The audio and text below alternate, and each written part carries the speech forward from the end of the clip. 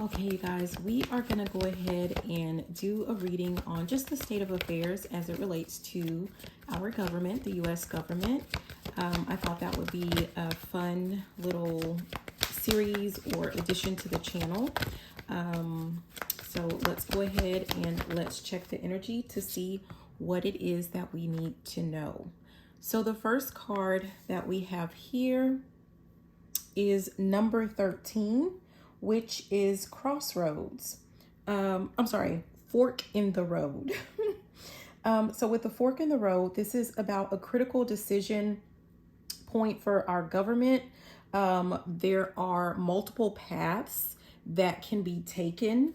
At the bottom, we have card number 47. And this one is go the distance. With go the distance, this is about long-term commitment to policies and sustainable governance. So, we do have some policies that we've been kind of hanging on to for quite a while. We have had this, this is how we do things, or this is how we've always done things mentality, I would say. And so this is an opportunity, even though, whether we agree or disagree with how things are being done, this is a pivotal moment for our government to see, what is going to truly be in the best interest of our people, of the people, right? At the top, we have exchanging gifts. And I'm also being guided to say it's like, everyone feels like, they have the answer or they know the right way. So, of course, that leads to like a lot of discord, a lot of disagreements, a lot of, what should be discussions, but it's kind of like arguments is, what we're having. At the top, we have card 27, and 27 is exchanging gifts. So, we should be talking about mutual, what is going to mutually benefit our country as a whole, right? But this says mutually beneficial political partnerships and fair negotiation. So I don't know if that is like basically what we are needing to decide, how we are going to do things from this point on, or this is what the government needs to decide, right? How are we going to go about doing business? Is this going to continue to be like it's been for so many years with the pointing fingers and this group versus that group and, these people versus those people? Is that the route that we want to continue to go? Or, most people, all different races, religions, all different languages, like this is meant to be, what do they call us? Like a melting pot, right? So at this point, we should be able to get along. At this point, we should be able to come to some agreements that are for all, right? I'm hearing liberty and justice for all. Like that's really what the focus is on.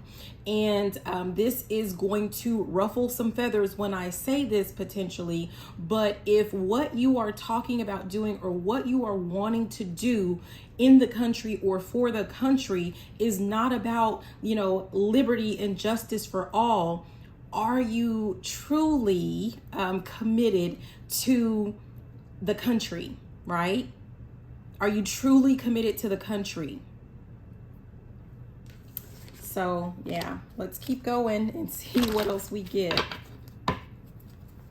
Because if that's not what our country, everyone has like kind of like their own type of, it's like everyone has their own little, I'm thinking of a master plan. Everyone wants to have their own little plan for what the country should look like or who should be in the country or, and it's not necessarily like they don't hold true to the creed of the country, right? So some people are going to have to make decisions. Are you just paying lip service, right? If you want your own flags, if you want your if you want your own, what you consider to be a utopia or separation or, whatever type of society, are you true to this? Are you really true to this country? And I feel like this is where, people are going to have to put their money where their mouth is, right? Yeah, let's keep going.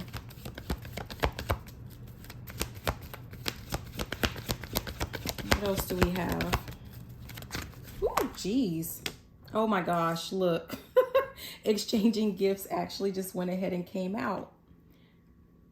So what I don't know how long this is going to take, but in the cards right now, it looks like at some point overall, we are going to move more towards, mutually beneficial political partnerships, things that are fair negotiations. Okay.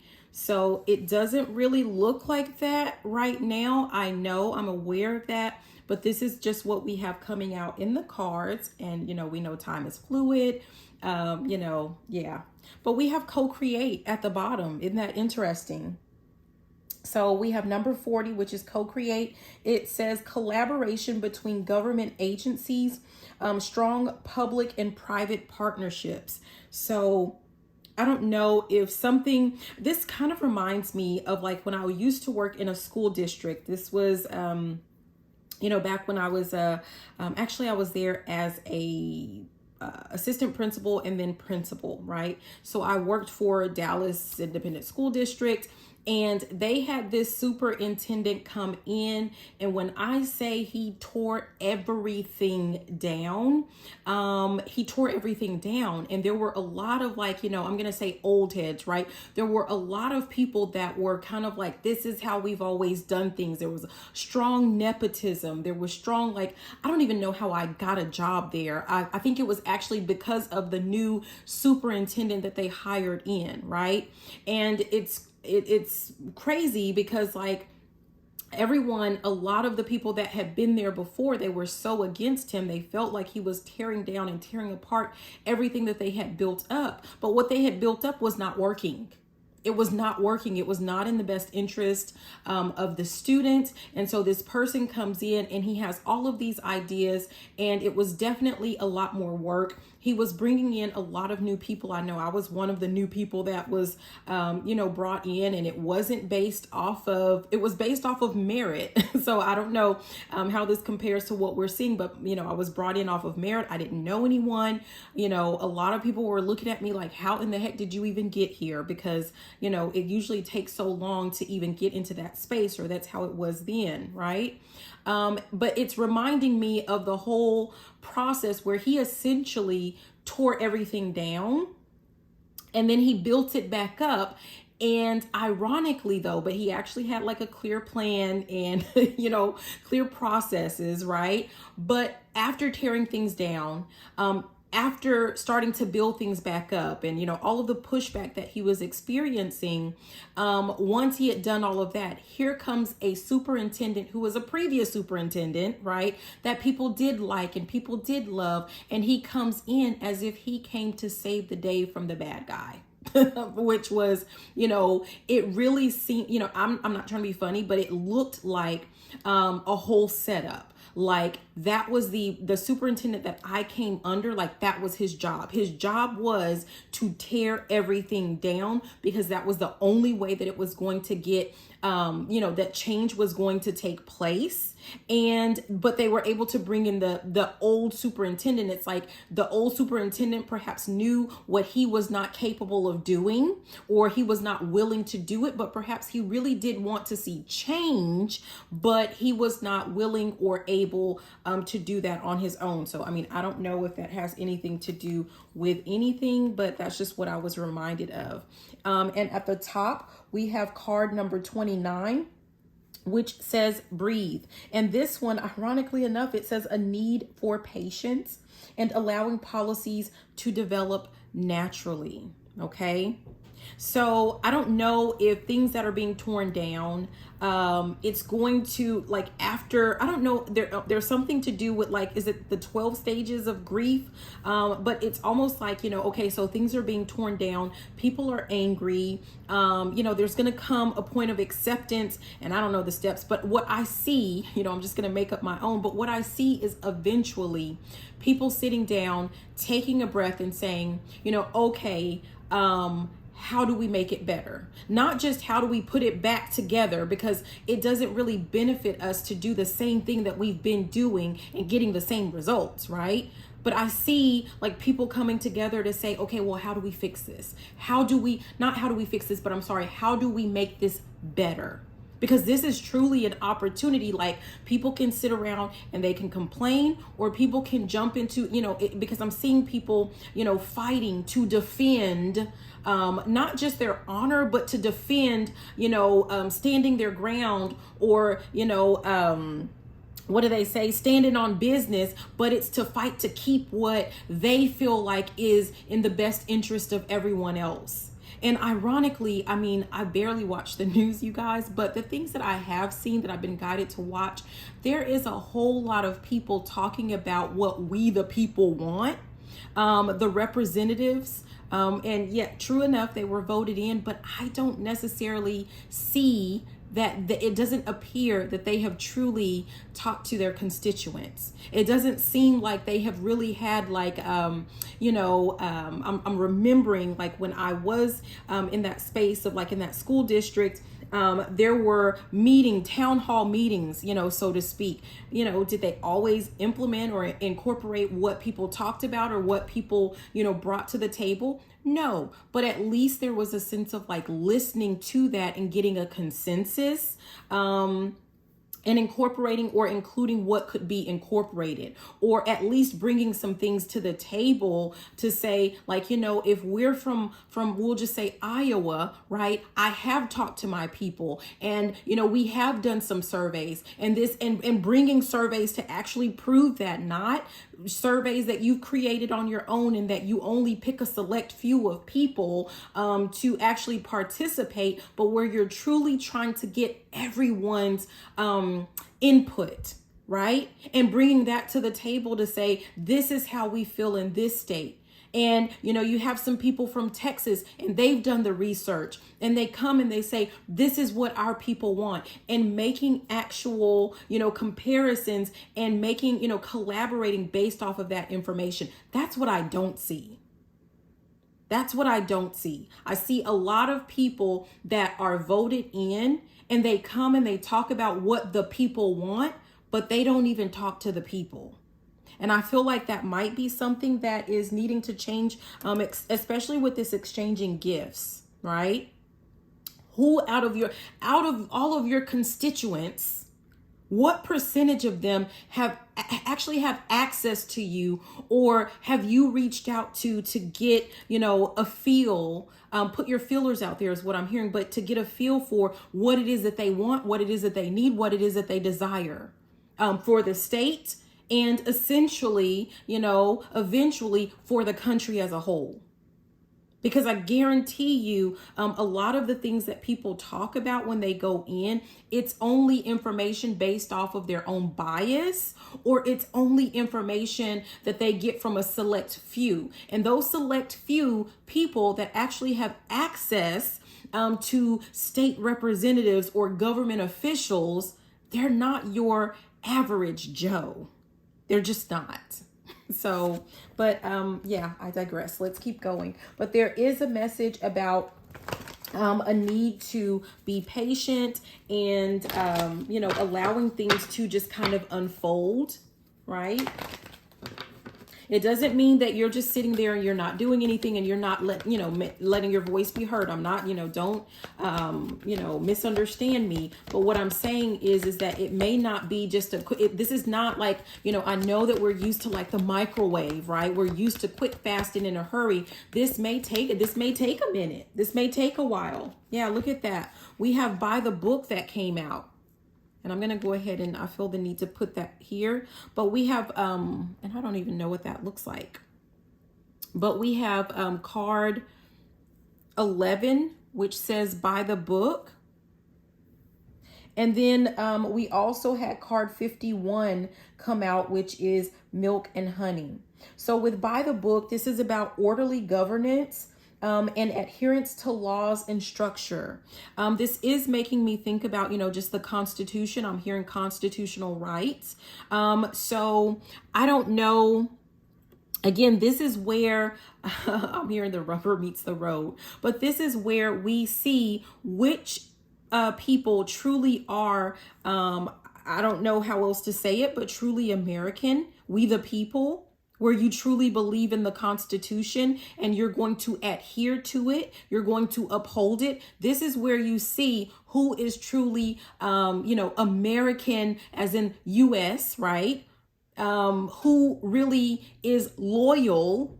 Okay. I keep hearing the word treason and I don't want to use that, but that's what I keep hearing. Because anyone who wants to go outside of what we the people have set up for our Constitution, if you're not going to adhere to it, if you're not going to abide by it because you have your own agenda, I don't know. I keep feeling like that is really like that's what that is, right? Yeah, I don't know. I don't know if this video is even gonna get to stay up, but that just is what it is. We have card number 51 that also came out, which is milk and honey. It says economic prosperity policies that benefit the majority and successful welfare programs, right? But what I'm getting from this is that if we want to see economic prosperity, we want to make sure that our policies do in fact benefit the majority of the people, like we have to adhere to, you have to adhere to the Constitution. And not just like bits and pieces of it, you guys. Not just like, okay, well, yeah, liberty and justice for all, but not those people. And oh wait, no, not them either. Like, is it? I'm hearing is you is or is you ain't my baby. Is you is or is you ain't my baby. Right? We're not picking out bits and pieces. Either it is or it isn't.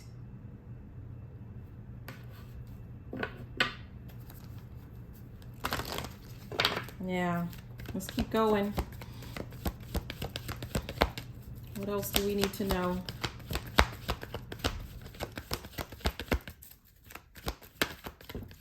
I feel like, I don't know, I'm getting like some people are just like they're stuck in the past. Some people are living in the past, and not to be funny, but some of that past that people hang on so tightly to, some of it is made up. We don't even, some of it is made up. Some things people rewrite. Like I'm being reminded of the Mandela effect? That it's gaslighting at its finest. When people are arguing about, no, it was this way. No, it was that way. No, you're on this timeline. No, they're on that timeline. No, they're not. It's gaslighting. It's called gaslighting, you guys. There is no Mandela effect. It is an experiment. Oh my gosh. Wow. We have card 32, which says here and now. And this is, what did I just say? I said people are living in the past. People are trying to hold on to the past. And really, you don't even know if it truly was the past. You don't even know. You weren't there. You're holding on to what somebody's mama's, daddy's, cousins, sisters, brothers, aunties, uncle told you. You can say like, oh, but it's written in a book. Anyone can write a book right now, right? And if all the other books in the world are burned down and your book is the only one that that stood the test of time, right? It was the only one that wasn't burned. Your book was the only one that wasn't burned. It could be filled with hogwash. But the people of that time period, like in that future space, they're not going to know any better because your book was the only one around. If your book is the only one around, that's all people have to hold on to cling to. Wow. But 32 says here and now, it's focusing on present needs and practical governance. This is about practicality. Is it really practical to kick everyone out of the country? Is it? Is it really? Now, that doesn't mean, like, this is not me saying I agree with this or I disagree with that. Is it practical what you're doing? And if you feel like, yes, it's practical, is it practical how you are doing it? At the end of the day, are you making rash, knee-jerk decisions, or are you thinking it through to see how it is going to impact the majority of the people, right? And yeah, you may, like, some people like to have a Band-Aid ripped off really fast for that quick pain. And, they get over it quicker. Some people prefer that you just kind of inch it off slowly. There is no right, there is no wrong, but are you checking the pulse of, truly checking the pulse, not of radicalized groups, not of like the rich people that, they have a say, they lend me your ear is what I'm hearing. Like they have your ear because they have access to you. Not that, but are you truly checking the pulse of society, of your people, of who it is that you represent? Or are you just getting up there shouting out your opinions and using them as facts? Or you're finding information, you're finding data to support your opinion. Like, what are you doing? I don't know. I'm not going to look at those because I will definitely, get off. But we have no place like home, card number 50. But here with this here and now, remember it's about focusing on the present needs, right? And so this is about like, people like to stay a lot, like talk a lot about, what happened in the past or, how things were way back when or when, whoever, whatever. I don't know. But remember exchanging gifts. You guys remember that was about things being mutually beneficial. This is about being fair. Not doing things that were beneficial in the year of 1935. What we had going on in 1935, and when I use the term we loosely, because a lot of us weren't even here, right? So what worked in 1935 may not necessarily be the best course of action for us in the year 2025. And surely there are people that recognize that see that, and that are open to looking for what is going to benefit we the people as a whole, not as a small group, right? Because I'm just gonna say this, and whatever happens with this video happens with this video. But if you feel like your group, right? Like only your group of people, whether this has to do with your race, whether this has to do with your religion, whether this has to do with, a language that I don't care what it has to do with. But if you feel like your group is so much more important and special than everyone else's, and you want to, rather than trying to eradicate everyone else, remove everyone else, how about you remove yourself? Like that would be the more logical, right? That would be the most logical thing to do. But instead, people, like that's what I'm talking about. People are stuck in some past that may or may not have happened, right? Or may not have happened the way that people say that it did. You weren't there. You want to eradicate everyone else, get rid of everyone else. Everyone else suffers except for my special group. I'm hearing my little pony. Yeah. Wouldn't it make more sense? Like if you have a small group of people that believe what you believe, they think what you think, they want what you want, to get a small island is not that expensive. Yeah, not if you want it bad enough, right? So let's explore why the only option for some people is that everyone else has to leave. Yeah. So we have card number 50 with this no place like home. And with this one, this is about strong domestic policies and focusing on local governance, protection of citizens' rights. So when we're talking about the government, right? Our government, that's something that should be the main focus. Yes. So, if we're talking about, we do need to make more things and grow more things in our own country. Because my understanding is that most of what we get is from other countries. So yeah, it's right. There is some truth. Like there are some changes that need to take place. We need to have more coming from the USA, right? Or we need to purchase more things from within the USA. But that doesn't benefit everyone, right? When we have large corporations, they're not lobbying for that because it does not behoove, is what I'm hearing. It doesn't benefit them.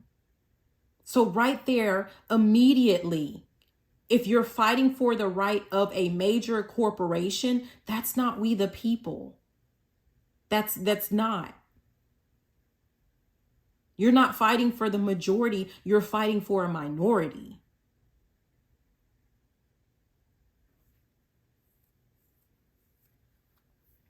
So we do need to focus on, like from this card, right? It looks like we are going to, or we do need to focus more on also, states having more control. But the problem is that, not all states are truly following the Constitution, right? You have some countries, that's why we are divided with some red and some blue, right? Like we're some Crips and some Bloods, we're some gang members. Because we're in some countries that still want to celebrate things that, are things that divided the United States. It was a division, and you're still holding on to division of the United States. And so what do they do within their states? They continue to divide. There's still more division.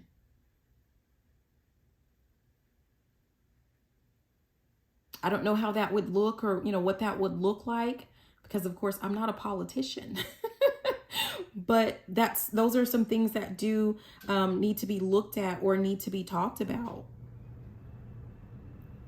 Because everyone has to hold true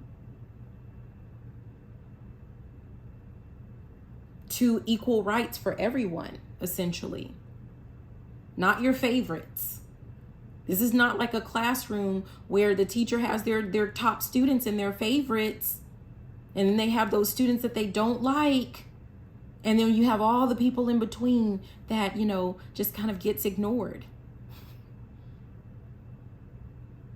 So it's like you have, my background is education. So you have those teachers where they just want to reward their top, 10%. Other than that, their focus is on punishing the bottom 10%. And then everyone in between, everyone in the middle, they just get left out. They just get screwed, right? They get screwed over. Is that what we're doing here? Yeah. At the bottom, we have 35, which is loyal heart. This is about honorable leadership. This is about being dedicated to public service, and this is about political alliances. The thing that strikes me the most is about honorable leadership and public service. And that's kind of like, I've already been, on that soapbox, right? About, are you truly making decisions based off of the majority, not your favorites, but the majority? If you are making decisions or you're presenting plans based off of your favorites or your own personal opinions, you are not honorable and you're not a public servant.